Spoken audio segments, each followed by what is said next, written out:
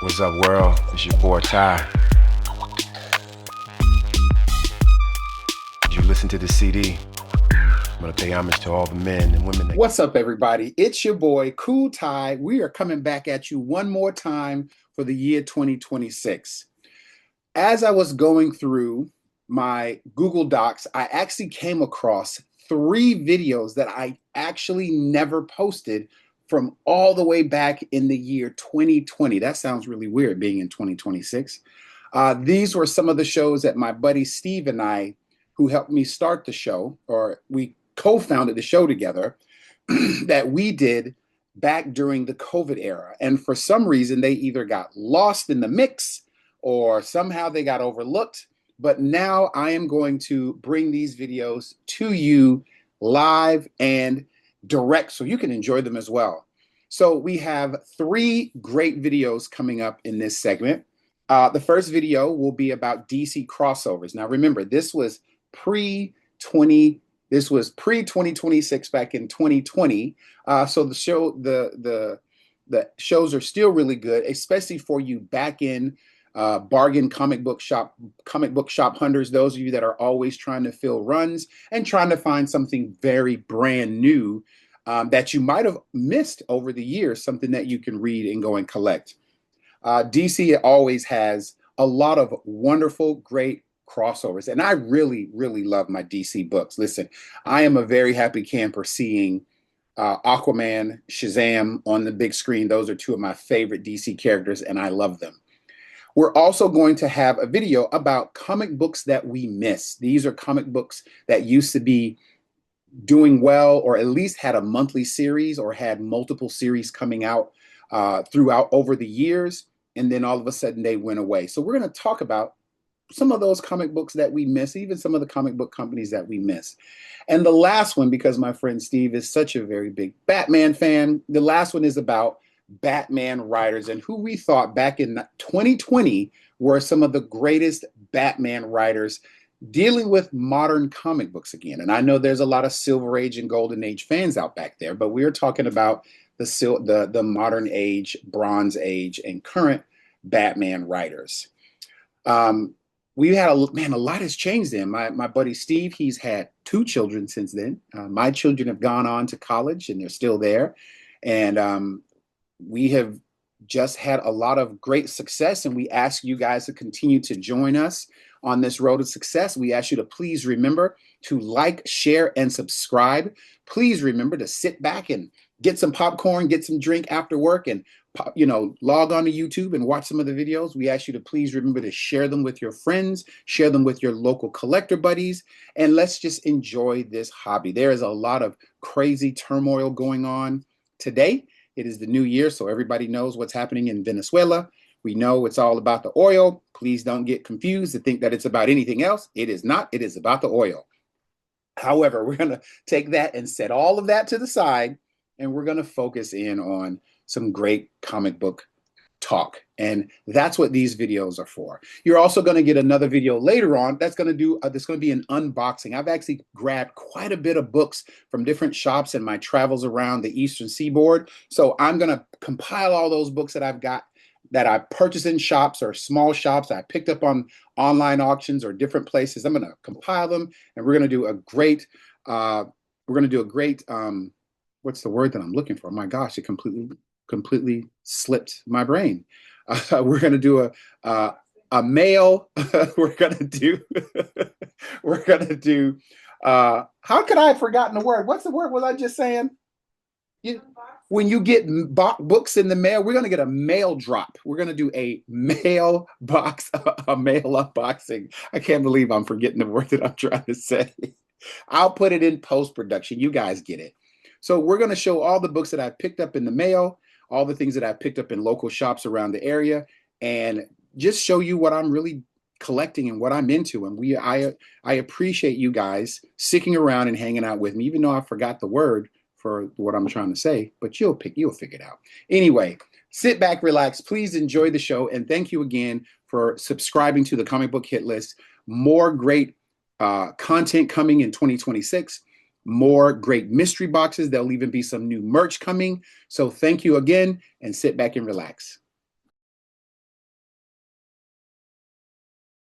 All right, and welcome everybody back to the comic book hit list.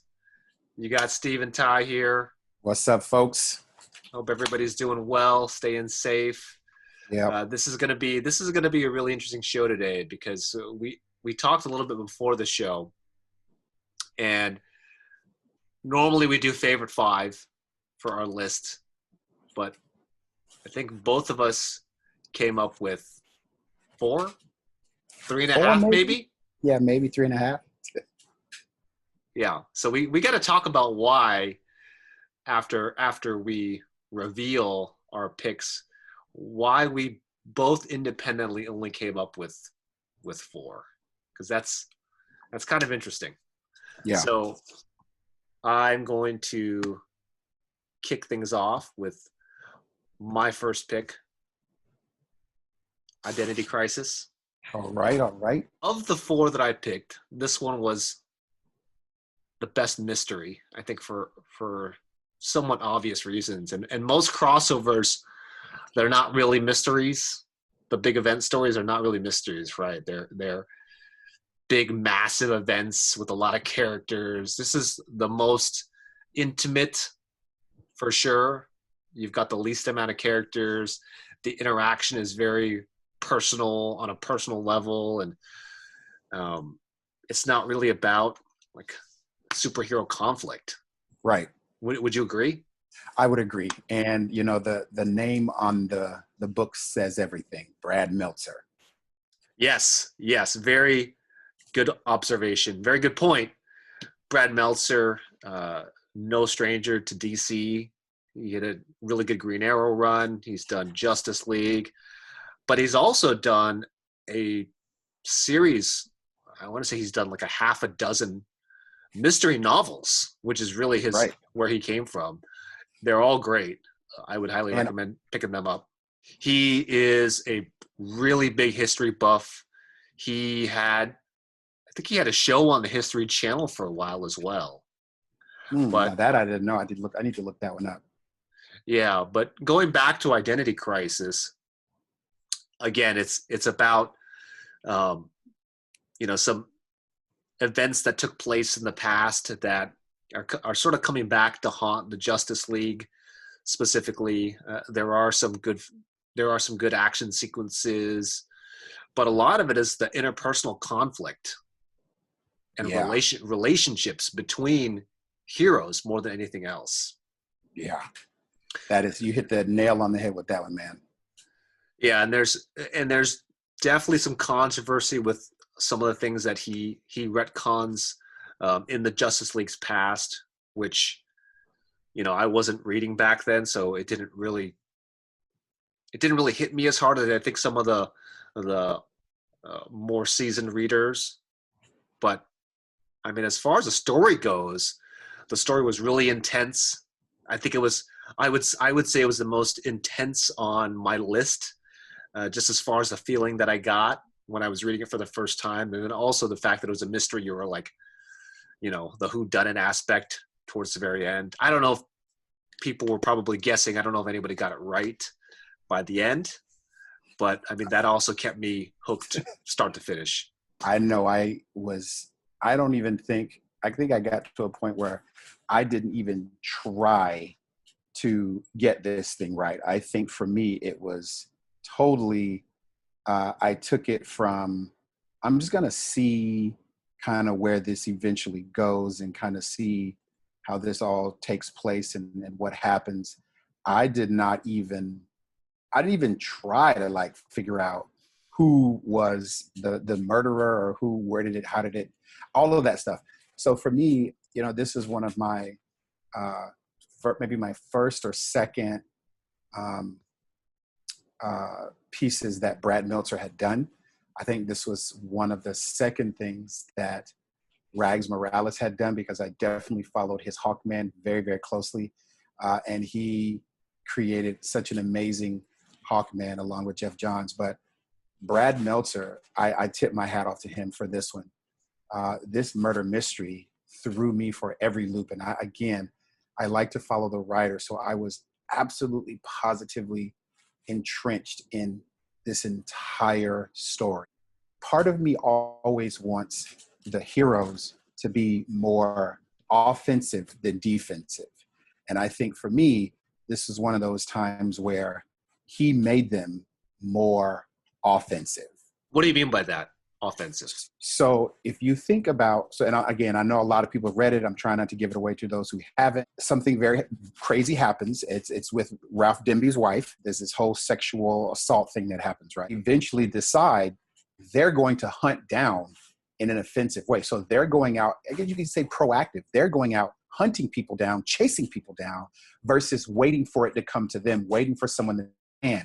They completely threw caution to the wind, and literally Superman and the rest of these guys, they were bullying other people. The fact that they went out to bully these people who I felt they should have been bullying these guys all along, but now they really are, and they're doing it with a vengeance. I also like the fact that this whole thing took place when there was no Superman. This took place when Superman was not part of the Justice League, and it took place with Batman being the center focal point. So that piece for me was just, it kind of brought it home. You know, I like murder mysteries, but I think the way this was wrapped up, and I think the way it ended with the actual murder, completely sideswiped me. It's interesting you bring up Superman, because I wonder how he would have reacted to the proactiveness and the aggression you're referring to, as well as within, I think, the murder mystery. I can't remember exactly if he was specifically involved, but having him there, throws a big wrinkle just as far as all the players in the story. So that's so we agree on one thing. We agree on one book so far. I think definitely agreeing on Identity Crisis as one of the top crossovers that I know I personally have read within DC. There are a few others that I would rate up there as well, and we'll talk about them when we get to them. But this is probably hands down one of the better ones that I've read. You know, they had these amazing, beautiful Michael Turner covers. Rags Morales and Blair did an amazing job on the interiors. And again, Brad Meltzer crafted a story that was just second to none.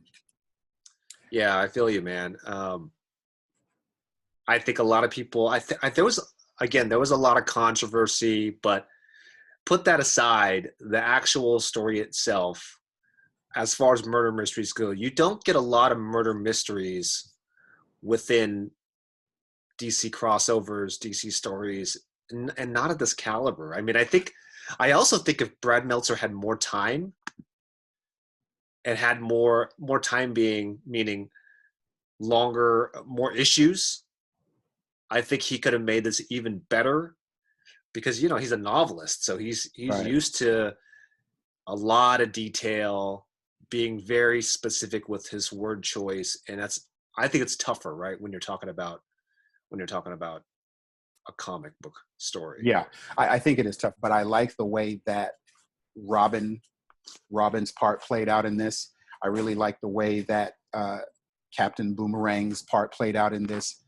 I thought that the actual mystery parts of this story that he crafted, it literally was a page turner. Completely agree. That was a good start, man. We both were down with that one. That was definitely an easy one.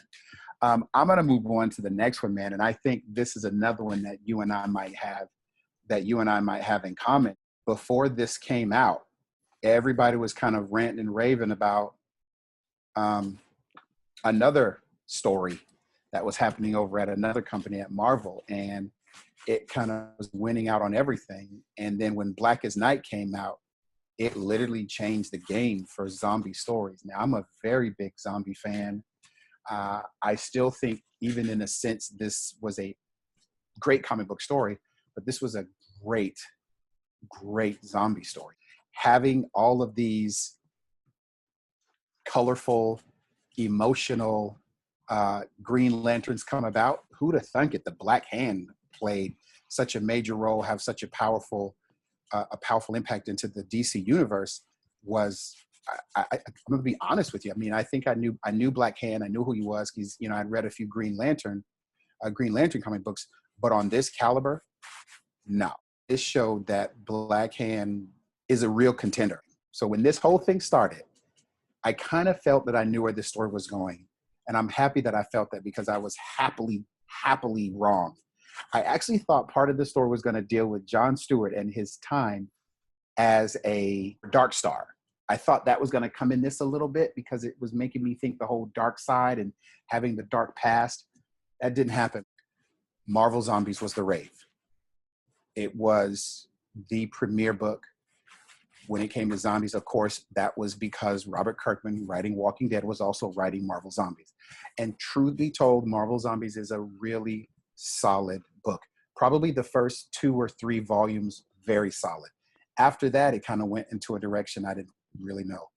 However, when this zombie story came out, it basically was like Marvel Zombies who? Marvel Zombies what?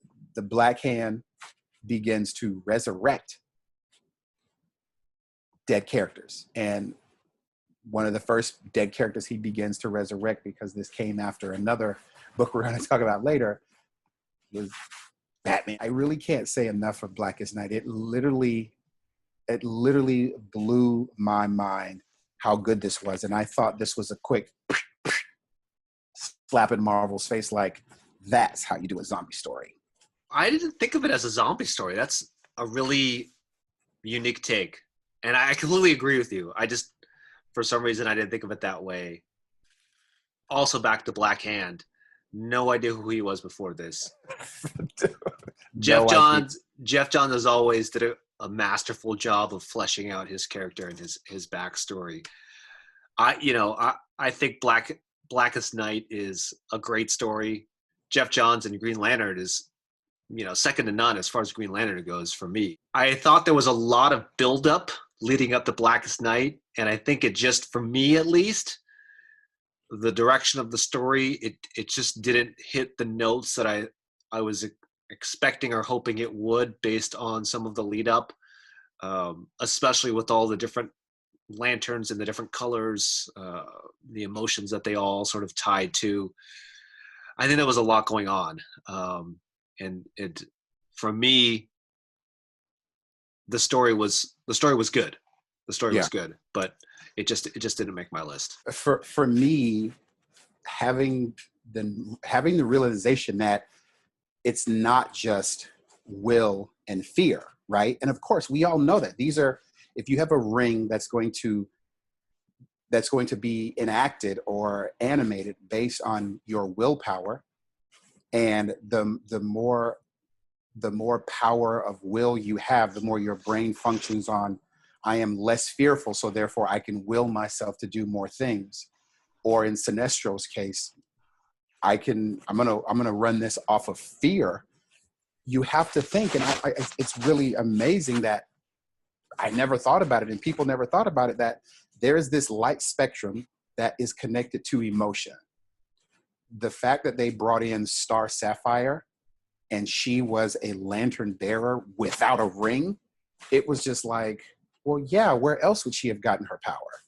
So there were all of these little eggs, these little nuggets all through this story that really put me in a place that go like, wow, like I'm really finding a deeper piece to the DC universe. And I think that's what Blackest Night did for me. It really did give me a brand new scope of the DC universe. And one of the best parts that I liked about it was, as the heroes themselves began to fall into their own particular ring bearing category, having the Flash be a bearer of the Hope ring with the blue outfit and the blue light,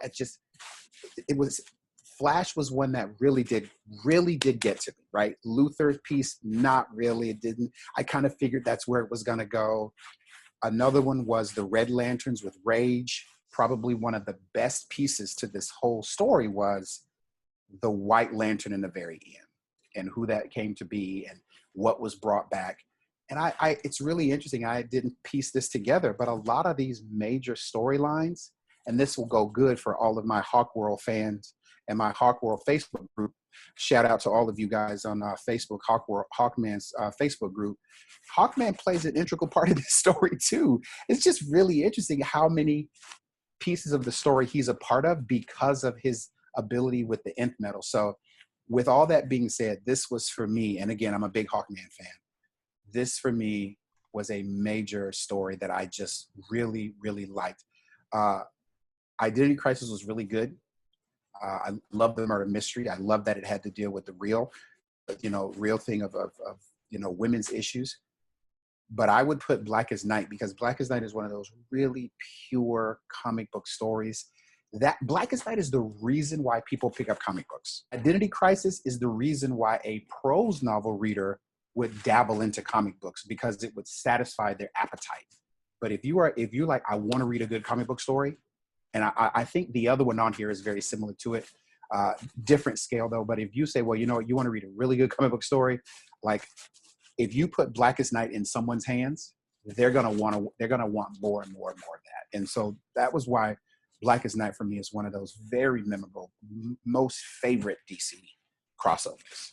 Some very good points. I completely agree with you on the Flash being the Blue Lantern. That was cool for me. I liked Luthor being an Orange Lantern for greed, and that makes a lot of sense for his character. The ending, I think that's part of, for me, why it didn't make my list.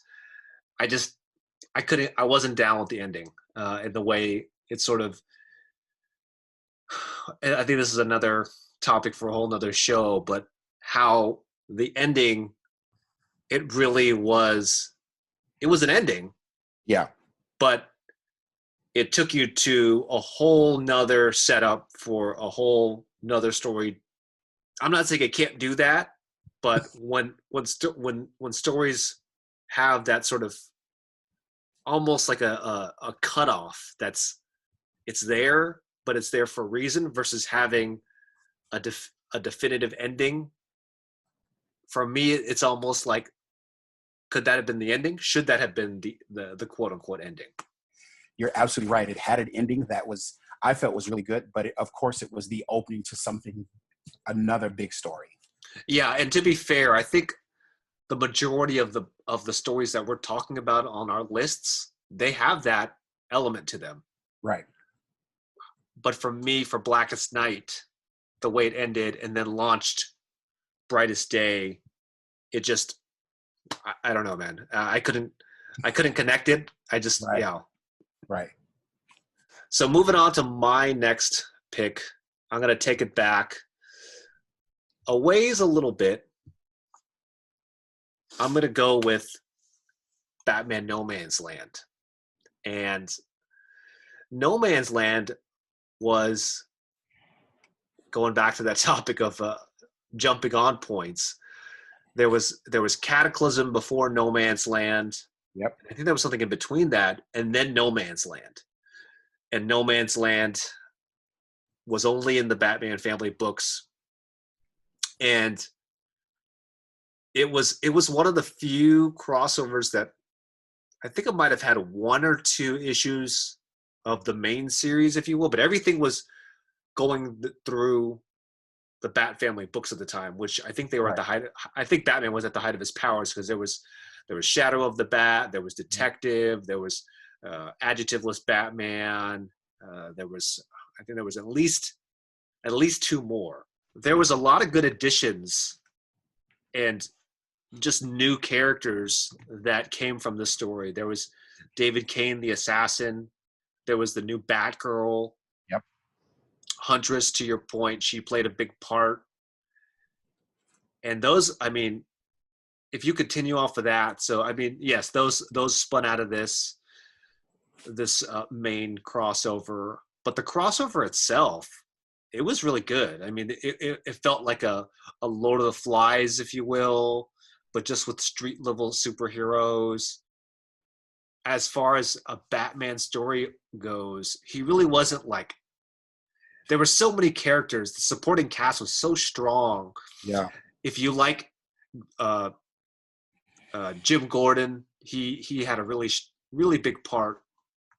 And yeah, I mean, Batman had a big part too, but the supporting cast, they took their game up a notch to the point where, you know, the story could be fine without having Batman in it. I mean, they were just good stories.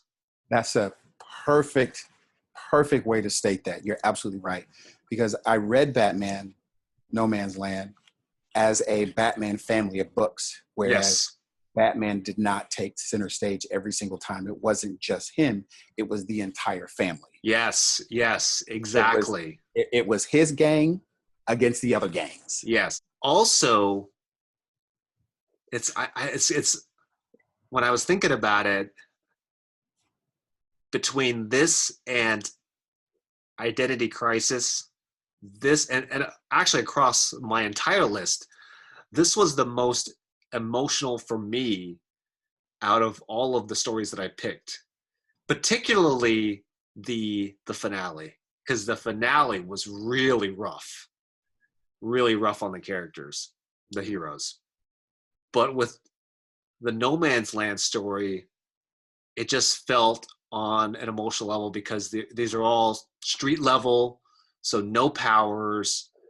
They're in a situation where you could find yourself in a situation like that in real life, except with a lot more psychos.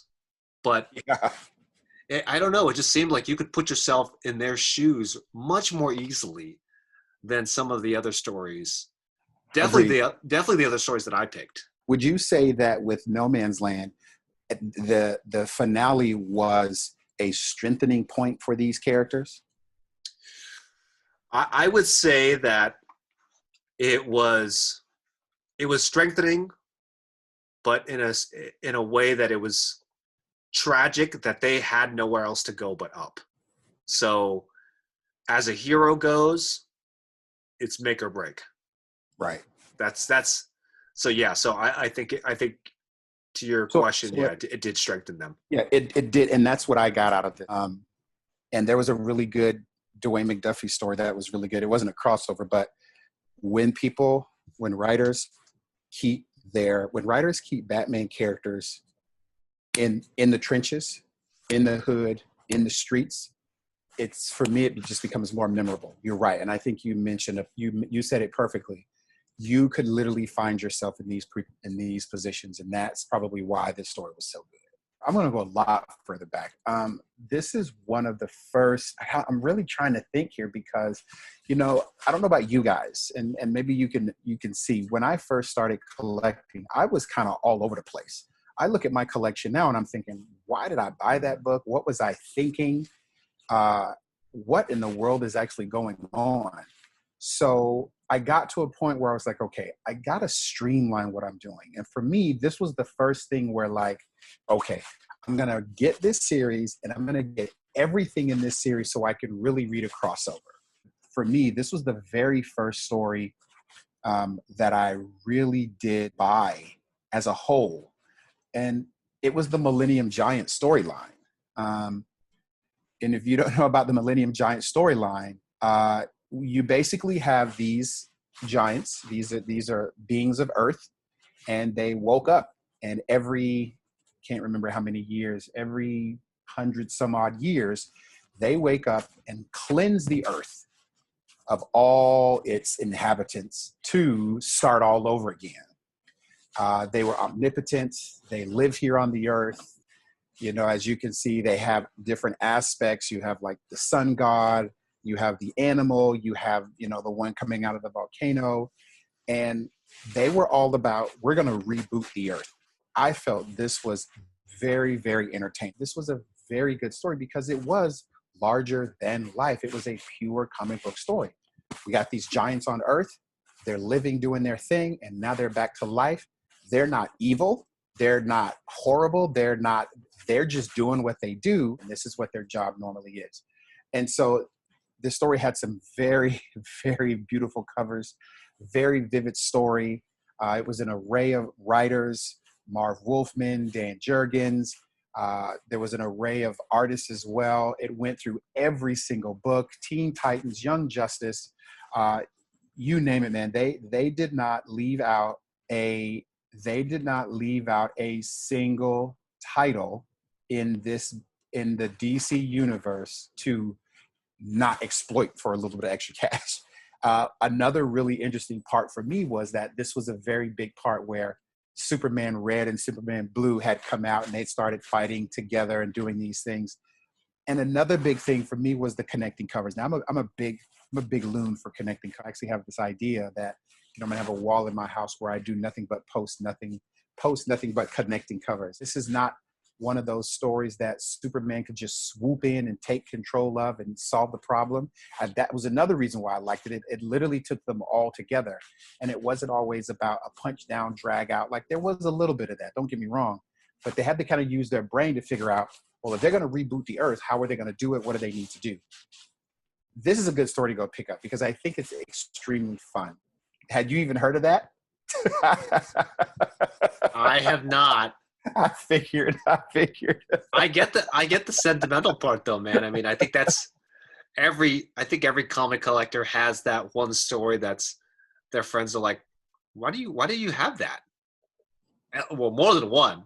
Yeah. But part of it is that, that there's that sentimental, whether it's one of your first stories or the one your dad picked up for you, from the newspaper rack and you remember that so vividly. So I totally get it. I've never heard of it. I probably won't pick it up. But well, I'm hoping everybody else out there in YouTube land takes the plunge and go pick these books up. They're not overly expensive. You could probably get an entire Millennium Giants run somewhere. And I'm sure you can pick a lot of these off piece by piece, somewhere in the $1 bin, the $3 bin. So definitely go out and pick it out. It is a fun story. Yeah. And I think fun is good. Fun is fun. My next pick, which I thought it was fun. To me, it's the biggest of all of the crossovers, all of the stories that I have on my list. Infinity Crisis. What is this? The second of the 3 crises that Jeff Johns has orchestrated. This is the one to me between Identity Crisis being the first and Infinite Crisis. This was to me the crossover of crossovers. It had a huge buildup. It had miniseries. It had its own 4 miniseries. It had normal books that had tie-ins. It was just like everything at the time was about Infinite Crisis. It was huge. It lived up to expectations to me. It was crazy. It was a lot of fun, but it was also kind of wild with just sort of the carnage that particularly Superboy Prime here left in his wake. And he was probably to me the standout character. He was a brand new character in the sense that he came from the Crisis on Infinite Earths and he existed before, but he wasn't a villain before. And he's super powerful, crazy now, and just taking out villains, taking out superheroes. So he is the one that I think has left the biggest mark because he's still around right now, even after the story. Yeah. So you called him a villain. Is he really a villain? Okay. So if you're him, you don't consider yourself a villain. But he also killed a dozen or more superpowered beings. Accidentally. Okay. Some of them were accidental. Some of them he did for fun, for funsies. Yeah. This dude to me is a very complex, lost in time guy. He wants his mommy, which tells me he didn't really kill them people purposely. Well, would he still go to jail? How many convicted killers have that defense? Right. Probably a good amount of them. But you know what? They still get convicted. That's right. And so did Prime. He definitely got convicted. Yeah, exactly. He literally got convicted at the end. Well, not literally, but my gosh. He practically did. Yeah. And he was. I think he was a big part of what made this story good. Because he was complicated, and Jeff Johns does that very well. He tries to make superheroes, supervillains have this shade of gray, so it's not so easy to pick who was right and who was wrong. And I think that makes him one of the best writers, I think, ever, at least in the modern age. Absolutely. Particularly for DC. But the fact that he's giving these characters life in a way that it's not just, I'm bad, you're good, we have to fight. And it's because I'm bad that I have to go against you. Right. I would say that of the stories that I picked, this was by far sort of the biggest and probably the clearest definition of crossover for me. There are very good, memorable scenes in this crossover for me. I look like Alfred Hitchcock. This is some very memorable scenes from this crossover was as he and Connor were going at it. Here comes the Titans. Here comes Young Justice. Here comes the whole. That was a very good. And to hear Prime yell out, "Look what you made me do!" So for me, when I heard that, it's like he's not really wanting to do this. Like he has a plan to. And again, I'm trying not to spoil it. And I know a lot of people read this, but there's you have to remember new collectors out there who haven't gone back and read these things. So having him shout that out was a real, raw, emotional feeling, saying, "This is not what I want to do. I'm being forced to do this. You're forcing my hand, so this is what happened." Which I agree. It's a raw emotion. It is something that people actually say, but look at the types of people that actually say that. Yeah. Clearly he's a bad guy. I was just playing a little devil's advocate, but yeah, he's a bad guy. He's definitely complicated. He's a villain, but and I don't know all of his past, but I don't think he started out that way. He did, and that's why this was the way it was, because he didn't start out this way. And again, I'm not going to spoil it. He didn't start off this way. This was not what his calling was. He was actually trying to kind of put his life back together, but then he got caught in this spiral. And this was the outcome of that spiral. But he beat the crap out of Connor. He beat up a grip of different people with powers. I want to give a big shout out to Phil Jimenez, George Perez, who was doing all this stuff, Norm Ratman. These guys brought the funk with these fight scenes, and they really did make their pencils extremely tight. I really realized that, and if Superman were to go rogue, which is why he confides into Batman and weaknesses and how to protect him and how to take him down if he needs to. If Superman were to really go rogue, not Superman Prime, if our Superman 616 were to really go rogue, who would be able to stop him? Who? That's a really good point. Which is what Lex Luthor's whole fight for is, right? What happens if the alien who's here sworn or tells us he's going to protect us, what happens if he really does go rogue? And I think that's a legitimate question, because this book shows exactly why you have to check Superman, because you hope that he stays a good person. But, the reality of it is the emotions can change people.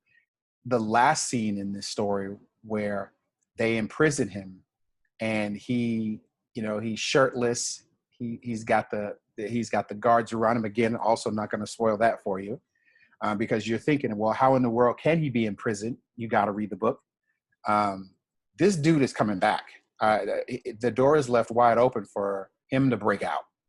Oh, he's been back. He's already been back. I think you maybe have missed some of the other big stories he's been in, but he's back. You're probably right. I probably have missed some. But what story was he back in? He was back in the Sinestro War. I did not read that. But Superboy's been back because he is too powerful, too crazy, too interesting to not have in a story. Infinite Crisis was such a massive blockbuster that it'll definitely go down as one of the best crossovers of all time, because it was masterfully done. I read a lot, and I had a lot in my head and in my collection, but I was trying to get those stories that just were, And so we were talking off camera where we were talking about Final Crisis, right? Which was, I'm sure you guys know it, Murder of Batman. Grant Morrison likes to do it up big. I think sometimes it's so big it just over my head. So maybe it's just me. And the concepts that he likes to throw in stories, some of them they take a little bit more to digest, and with the larger crossover, I think it's a little bit tougher. I think when you're trying to squeeze in all these blockbuster moments, character moments, a story that's supposed to span, different teams, different have different repercussions. I think to your point, it's probably most well known for the death of Batman, but a lot of other stuff happens there, right? But could you pick out like the big concepts that came about and what happened in that story? Because to me, it was tough. Credit to Morrison who comes up with these huge ideas and executes on them. I just couldn't get into the story for that. To answer your question, I think some of the really big pieces, the Black Racer and Darkseid, like the redesign of him, the bullet, which was fired backwards from the future. So I really like the story. I did. And you were saying that it might have been a miss with some people. I didn't think it was that big of a miss. I thought it was a really good story that kept the continuity going. I have read Grant Morrison outside of DC Comics. So I think I have a really good feel and take on how he builds up his story. So for me, I liked it. I felt it had that extra little piece to kind of push it over the just better than good. It pushed it over the hump to being just better than good. Okay. I get it. The flip side is I think it takes a little bit longer to digest and, read his stories multiple times before you fully get it, which I think for me, if you're doing a big crossover or maybe just a crossover, having to try and comprehend everything, it takes the entertainment level down a notch. That's why Miller World is so good. You're not getting confused in Miller World. Right. It's straight to the point. Bam, bam, bam. This is it. It's over. Like you can enjoy that story. It's really good. They're really solid. There's a reason why Netflix keep freaking picking them up, right? Yeah. But with Grant Morrison, you do have to read his stuff a few times. But for me, that means I have to go back and pay a little bit more attention to what the heck is going on, because I want to get, is there a hidden gem in there, or is there a piece in there that he's trying to show me, but I'm just missing? And then when I see the end of the story, then I go, that's what he was trying to show me back in issue 2. He plays with these meta concepts too a lot. And I think it works on some levels with certain books and certain characters. I think a great example of that is Flex Mentallo. Yeah. That one is a little bit harder to find, but if you could pick it up, and if you can pick up what he's putting down, you may need to Google it. I had to Google it, I think, after a few times, but that was like, wow, it's so layered what he is trying to convey. It's not just a straightforward story like you were saying with like Miller World. That's a good comparison, because I bring that up because you're talking one character, a 4-issue miniseries. So it's short enough where he's not squeezing in too much, but there's still a lot to unpack there. With Final Crisis, you've got all of these superheroes where you come to expect certain things out of them. You throw in all this crazy stuff with the anti-life equation and killing Darkseid with this reverse time travel bullet. It's a lot going on. I want to get to my next pick that's sort of like your Final Crisis. It straddles the line between whether or not it should be on this list, is because it's not actually a crossover in the traditional sense. JLA, JSA, Virtue, and Vice is really just a one-shot, a long one-shot, and there's no lead up, there's no aftermath, there's no book spinning out of it. It does help to read Jeff Johns' JSA before this, but this is another fun book, straightforward, superheroes fighting superheroes fighting villains. You've got JLA villains, you've got JSA villains. I mean, Jeff Johns and David Goyer squeeze as much superhero, supervillainess into this story as they possibly can. Between all of the stories on my list, for me, this one has the best pairing of artists and writing. It's because this one to me overtook them all. Carlos Pacheco, he is great. His style fits perfectly with this story, and for me, it's a crossover, but it's not a crossover. But in the strictest sense, it may not make a list, but for me, I think it's one to pick up. And if I don't ever get a chance to talk about it again, because it's not on a specific list based on what it's about, I'm adding it here. I would agree with you. I think that the pairing of writer and artist here is dynamic. I would say this is probably a great pairing of writer and artist, and it works perfectly. I think it actually does serve as a crossover. I think that's the whole point of pairing these two teams together. This is their really big crossover that only deals with them and has that finite end to where there is no, I don't have to wait for something that's coming. It ends, it's over, bam, it's done. Now they can go and take a little chill and then come back at it a little bit later time. I have two stories that I have on my list that are honorable mentions that do actually qualify as traditional crossovers, but I still put Virtue and Vice over those. I was going to say, what were your other ones? So, all right. So next one, honorable mention. Of course, another Jeff Johns story. Forever Evil. Yeah. I really like the concept of this one because it was really putting the villains at the forefront. And I like this particular set of villains, this supervillain team. I was never into Legion of Doom. I like the Flash's Rogues Gallery, but they're not a team in the traditional sense. But the Crime Syndicate, oh my goodness, they're not. They probably don't even consider themselves a supervillain team. Right. They're just the rulers of the planet. Right. They took over by force. Right. Because they had nothing else to do. But again, it did sort of have a jumping on point that leads to actually my final pick, last honorable mention. This was pre-Forever Evil. And oh yeah, that's a good one. It's Flashpoint. And Flashpoint just barely didn't make my list because the story, while it was very interesting, I felt it was a little bit predictable, which is okay. But there was so much going on that it just felt like it didn't really pertain to the main story as much.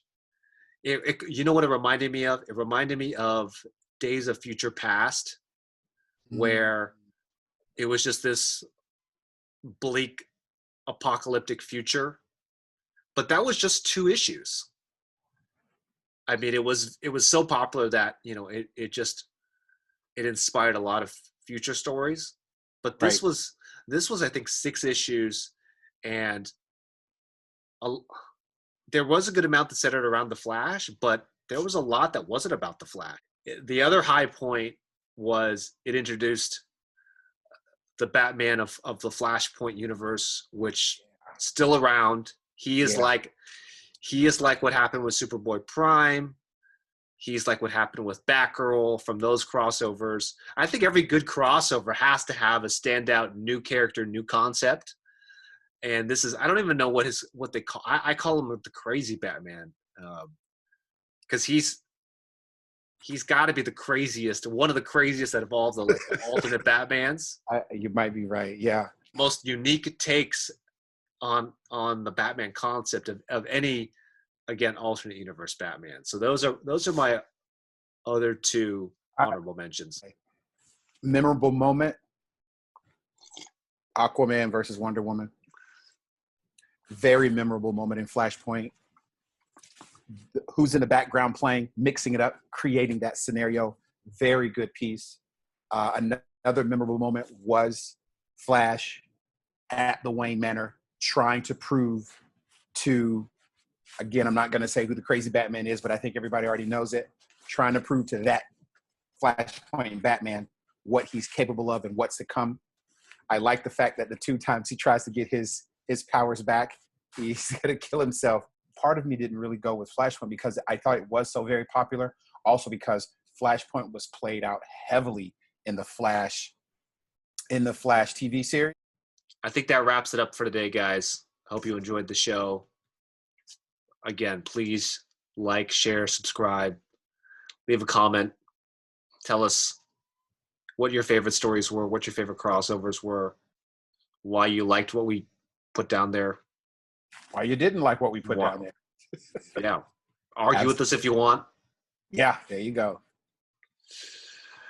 This is Steve saying, see you later. Cool Tie out. Good night, y'all. Good night. And the new. Bringing together some of the funkiest sounds